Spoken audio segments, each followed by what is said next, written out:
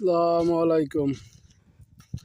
আপনাদের দেখাবো মরুভূমিতে, সৌদি মরুভূমিতে কীভাবে গানাম পালে এবং গানামে কি খায়।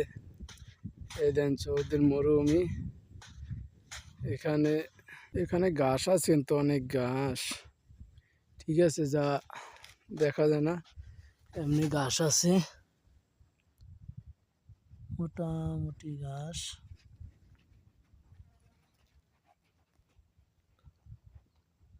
অনেক সুন্দর ঘাস আছে।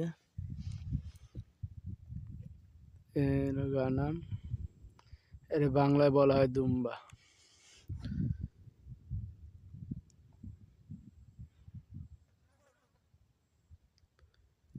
যে দেখছেন, এটা আমার নতুন পেজ,